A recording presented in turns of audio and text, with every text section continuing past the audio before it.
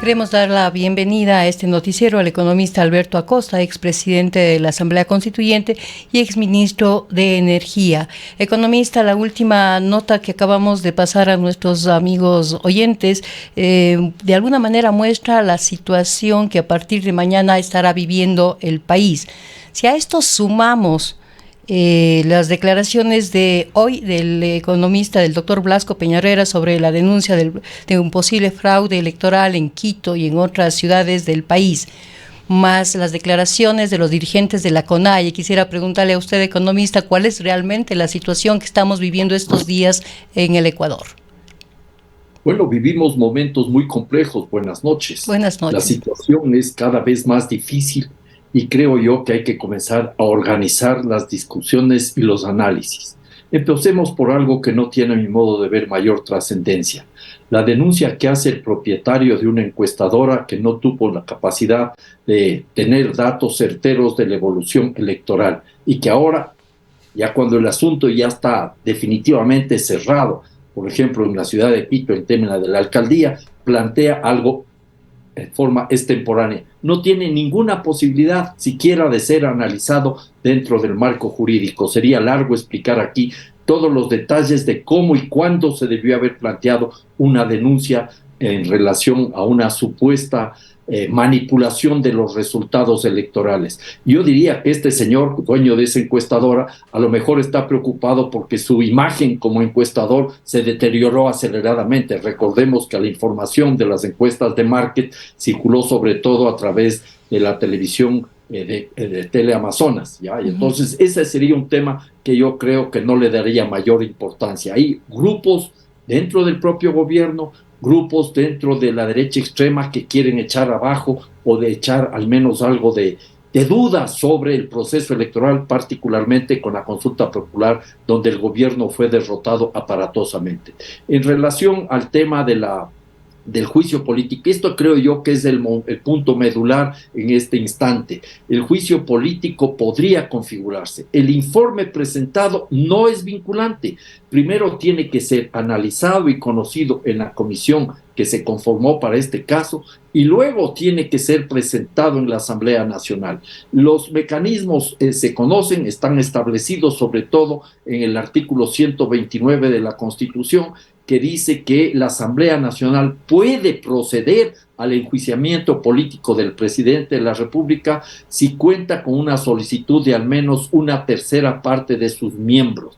Primer punto que hay que conseguir, que se apruebe ese informe, que no necesariamente es vinculante, en esa comisión. Eso pasaría al Pleno y el Pleno tiene que recoger y plantear la posibilidad del juicio político con la tercera parte de sus miembros. Y se establecen 3 casos concretos en donde puede haber un juicio político. Hago hincapié en el tema político, por delitos en contra de la seguridad del Estado, por delitos de concusión, cohecho, peculado, enriquecimiento ilícito y por delitos que tienen que ver contra la lesa humanidad, ya como desaparición forzada, tortura, genocidio. En ese contexto, luego, para iniciar el juicio político propiamente dicho, se requiere el dictamen de admisibilidad de la Corte Constitucional.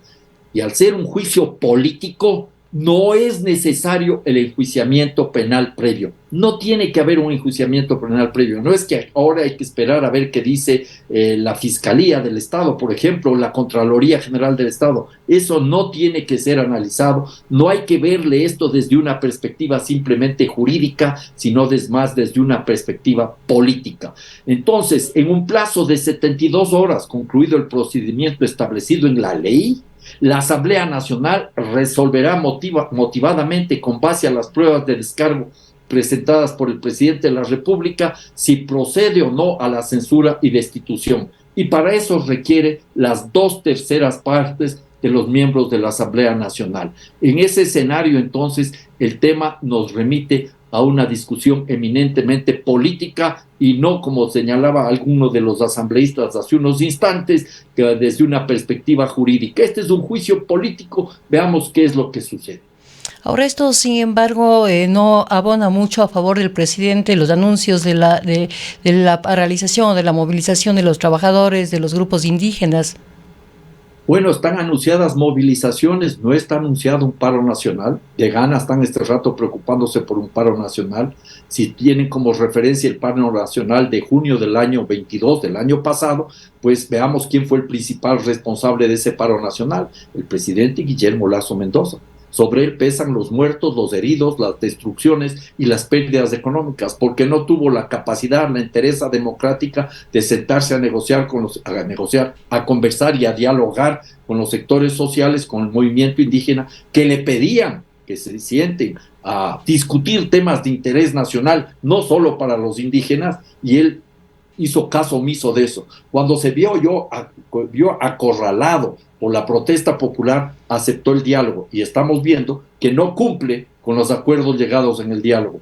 Apenas un 10% de los puntos que se establecieron como elementos para el diálogo habrían sido cumplidos por el gobierno nacional. Recordemos que hubo 329 demandas, eso fue la que surgieron desde esos 10 puntos programáticos que no están pidiendo solo respuestas a favor del mundo indígena y del mundo campesino, sino de la sociedad en su total, y de esas 329 demandas se concretaron 218 puntos para llegar a acuerdos concretos. De esos 218 puntos, 10% se ha cumplido, 16% está apenas empezando, un 20% se estaría procesando y un 54% no habría sido cumplido para nada. Es más, algunos acuerdos a los que se llegó en las mesas de diálogo, luego el gobierno nacional no los quiere cumplir.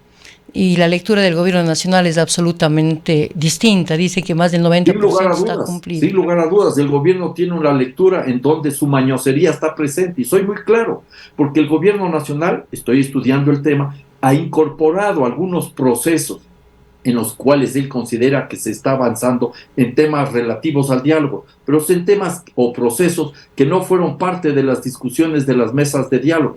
Hay cuestiones muy concretas, por ejemplo, en el tema de la salud, se pedía que se incremente el monto de los recursos para la salud. Eso no se ha hecho. Y ahí se pedía también que se cree una Secretaría Intercultural de Salud. No se ha dado paso, a pesar de que se aceptó en las mesas de diálogo. Y así podríamos ir viendo el tema, por ejemplo, también de la condonación de deudas de $3,000 y $10,000, que se aceptó en las mesas de diálogo, después del gobierno dijo que no. Se aceptó también un fondo para reactivar la economía, sobre todo de los sectores campesinos, por $100 millones, aceptado en las mesas de diálogo, y el gobierno no acepta. La lista de incumplimientos es realmente manifiesta. Y algunos de los cumplimientos son simplemente procedimentales. Por ahí aparece uno de los cumplimientos, por ejemplo, el hecho de que esta empresa estatal que se llama Inmovilar pase la información de cuáles bienes inmuebles están bajo su control, en su jurisdicción, para que esa información sea procesada en el Ministerio de Educación. Y así cosas por el estilo. El hecho real y cierto que el presidente de la República no ha tenido la capacidad democrática para aceptar lo que es un diálogo. Y ahora esperemos que tenga la capacidad y la entereza democrática para ir a la Asamblea Nacional a enfrentar un posible juicio político. Recordemos que no fue con el caso de las Pandora Papers y que montaron con el gobierno y el apoyo de grandes medios de comunicación privados toda una cortina de humo para ocultar lo que sucedió. Y la Fiscalía y la Contraloría hasta el momento, la Contraloría ya se pronunció, la Fiscalía hasta el momento no dice nada. Esperemos que no suceda lo mismo. A este paso se está deteriorando aceleradamente la frágil institucionalidad democrática del país. Y precisamente sobre esta frágil institucionalidad, economista, es interesante ver la posibilidad de que en el juicio político la separación de Guillermo Lasso tampoco va a solucionar, es decir, ¿cuál es el líder político que ahorita nos pueda mostrar la posibilidad de un camino para el país? No hay debate, no hay reflexión, no se escucha opiniones distintas.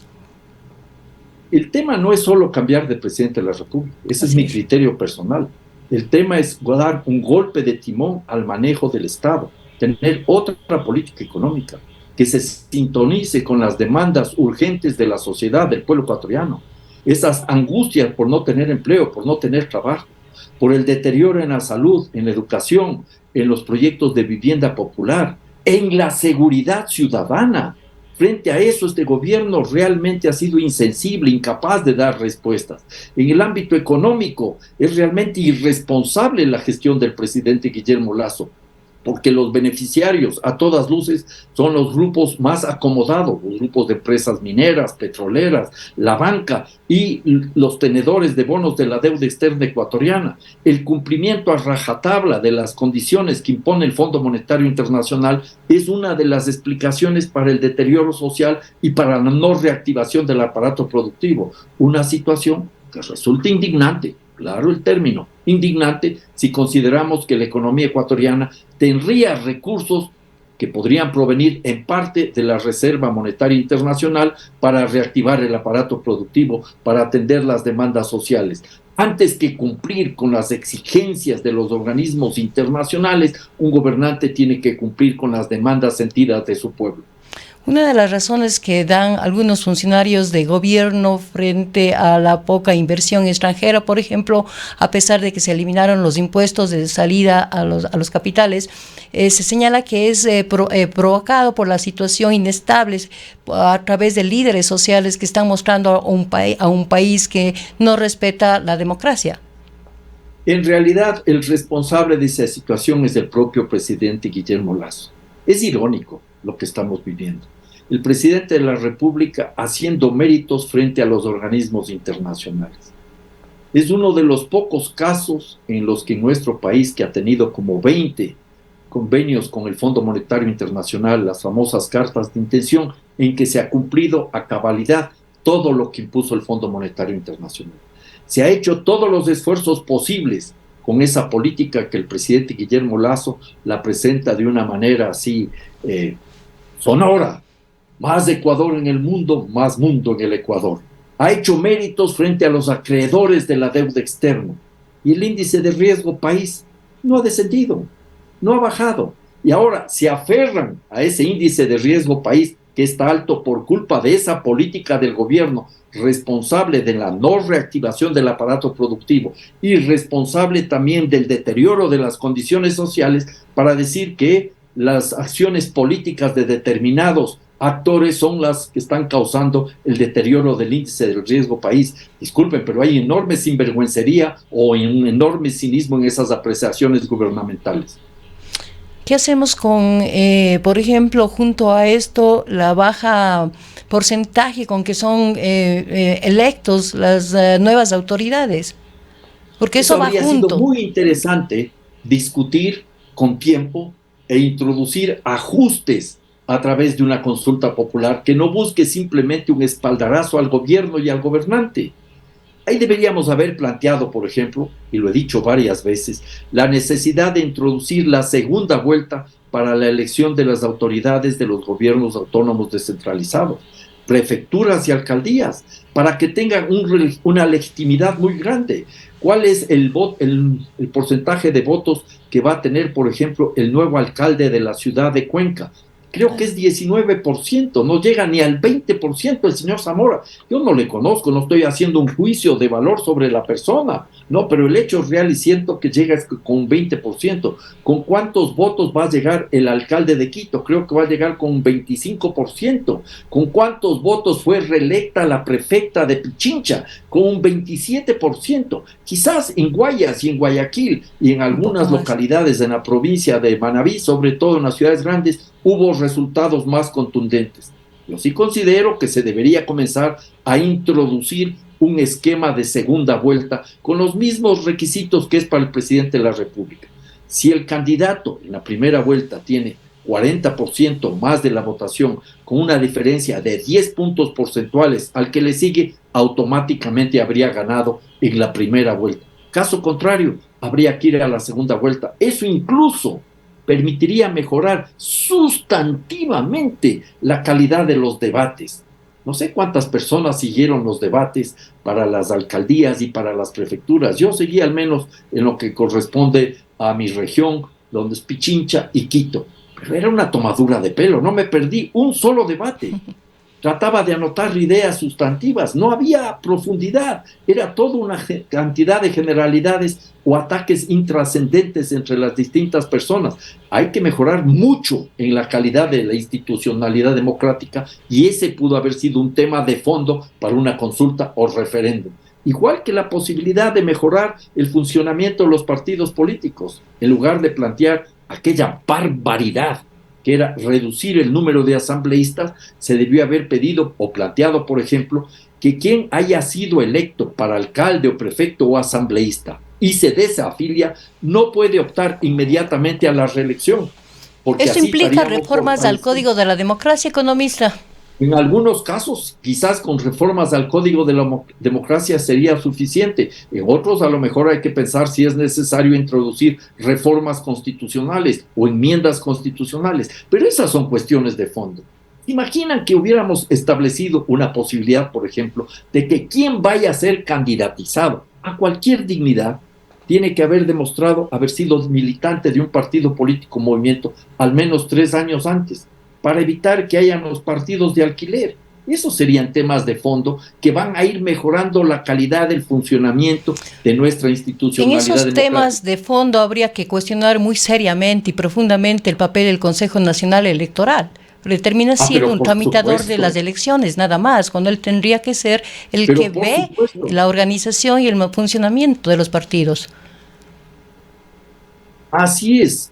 Por ejemplo, aquella disposición que decía que se tiene que cumplir con el número, estaba en la consulta popular, creo que era en el artículo, en la pregunta número 4, sí, la pregunta número 4, donde decía que los movimientos políticos tienen que tener un porcentaje mínimo de afiliados del 1.5%. Eso no era necesario para la consulta popular o referéndum. Eso está en el Código de la Democracia. Si la memoria este rato no me falla, está en el artículo 322. El Consejo Nacional Electoral debe cumplir con sus obligaciones y tendríamos inclusive una mejor calidad y un menor número de movimientos y partidos políticos. Pero el Consejo Nacional Electoral ya sabemos de qué es capaz, incluso de organizar un fraude como en el que le hicieron a Yacu Pérez en febrero del año 2021. Las cosas por su nombre, recordando lo que hemos vivido en años recientes. Si la situación del país es de gran inestabilidad, personalmente lo pienso así, de inestabilidad política, la situación económica es mucho más grave con el tema del petróleo, economista. Bueno, estamos en este momento sufriendo los embates de la erosión en la Amazonía ecuatoriana, en las estribaciones hacia la Amazonía ecuatoriana, está paralizada el transporte y la explotación de petróleo, y eso nos conlleva a una situación que nos complica aceleradamente, ¿ya? No es una cuestión que nos va a desequilibrar totalmente. Recordemos que cuando hubo el terremoto del año 1987, marzo del 87, estuvo roto el oleoducto por más de 6 meses y hubo como inclusive conseguir préstamos de los socios de la OPEP, Venezuela, que nos prestó petróleo para poder cumplir con nuestros compromisos y tener los ingresos. Esta es una situación no tan crítica, no tan aguda, pero que nos demuestra algo que para mí es importante. Seguimos siendo un país producto, atado a la venta de muy pocos productos primarios en el mercado internacional. Y lo que es preocupante, realmente preocupante, y no solo preocupante, sino indignante, es que este tipo de actividades primario exportadoras que se sustentan en los extractivismos están generando situaciones de violencia extrema. Lo que se vivió el día domingo pasado con el asesinato de uno de los dirigentes de la CONAIE, Eduardo Mendúa, de la nacionalidad Cofán, es apenas una manifestación de una situación que se viene repitiendo desde antes. Y que además los pueblos indígenas viven a diario en la Amazonía. Viven en la Amazonía, viven en la Sierra Ecuatoriana. Esperemos que este caso no quede en impunidad, como es el caso de Freddy Taish en Gualaquiza el año 2013, como es el caso de José Tendetza en la Cordillera del Cóndor en el año 2014. ¿Cómo se impuso la minería, la gran minería, el gobierno de Rafael Correa? Literalmente a sangre y fuego. tanto en las provincias amazónicas del sur como en INTA, con la presencia de más de 400 policías para romper la resistencia de las comunidades. Entonces, en este contexto, yo creo que es indispensable, por supuesto, que se capture a las personas o a la persona que disparó el arma asesina en contra de este líder indígena Cofán Eduardo Mendúa. Pero también es necesario que se capture a los cómplices y encubridores, por supuesto, y si hay autores intelectuales también, pero hay que ir más allá. El problema de fondo aquí es que este tipo de extractivismos como la minería no solo que ocasionan violencia, la violencia no solo es una consecuencia de la minería o de la actividad petrolera, la violencia es una condición necesaria. Con violencia se permite ingresar los proyectos mineros, rompiendo los tejidos sociales, provocando rupturas entre las familias. Es la historia de la minería en el mundo que se repite nuevamente y se reedita en Ecuador. Y se repite en nuestro país de una manera terrible. Lo que está sucediendo en el Azuay este rato, por ejemplo, ¿ya? Esos enfrentamientos entre grupos de las mismas comunidades o de las mismas familias, porque entró la minería a romper todo. Entró con ofrecimientos, entró con dádivas, entró con violencia. Yo recuerdo, por ejemplo, los paramilitares, bandas armadas en la provincia de Imbabura, en INTA, ¿ya? Esa es la realidad. Y frente a eso, los gobernantes no respetan la voluntad popular. Como está pasando en Fierro Urco estos mismos días, o sea, los militares resguardando la seguridad de las mineras. Manifestación, grupos de garroteros de las empresas mineras quemando automóviles para aterrorizar a la comunidad. Y eso se agrava cuando vemos que los gobernantes no respetan la voluntad popular. La consulta popular de Girón, marzo del año 2019, no es respetada. La consulta popular de Cuenca, febrero del año 2021, no es respetada. ¿Realmente estamos viviendo en una democracia, economista? ¿Qué tipo de democracia es la que se vive en el país? Nuestra democracia es bastante frágil, bastante deleznable. Vemos que se impone un poder autoritario, un poder arbitrario, un poder al favor de los grandes grupos económicos nacionales y transnacionales. Aquí podríamos hacer una relación nuevamente con los diálogos. En los diálogos se estableció y se acordó que no iba a haber más minería hasta que no esté aprobada la ley orgánica de consulta previa, libre e informada, ¿ya? ¿Y qué es lo que sucede? La ley no está aprobada porque ni siquiera ha sido presentada por el gobierno, o no está siendo todavía discutida en la Asamblea Nacional, y se sigue ampliando la minería. El ministro de Minas y de Recursos Naturales decía esta misma semana que ya va a dar paso a la segunda fase del proyecto Mirador en la cordillera del Cóndor, proyecto que se puso en marcha con la destrucción de Nanquins, con la destrucción de Tundaime, con la persecución de las comunidades indígenas. Gobierno de Correa, ahora en el gobierno de Lazo se va a dar paso a la segunda fase.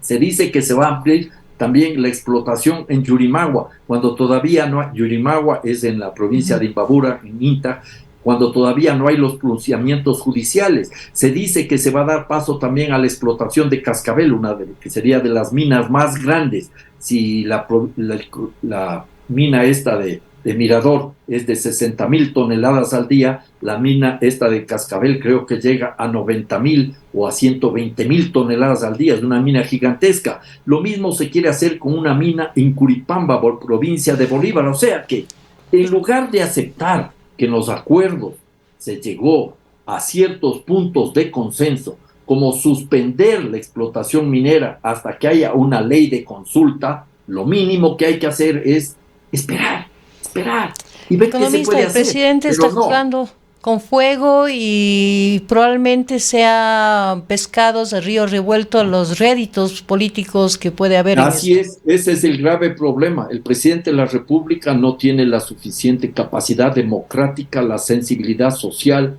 y la visión política para enfrentar los problemas. Yo sí creo que lo mejor que podría hacer este señor es dar un paso al costado. Y tendríamos que confiar que su vicepresidente Borrero entienda más de lo que está entendiendo el presidente y logre dar un golpe de timón.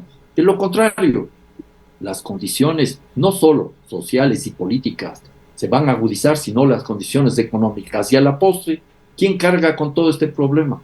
el pueblo ecuatoriano. Muchísimas gracias, economista, por acompañarnos en este noticiero. Muchísimas gracias a ustedes. Buenas También noches. les deseo una muy buena noche. Hasta Buenas pronto. noches. Son las 7:41. Hacemos un pequeño corte. Antena 1 Radio Video.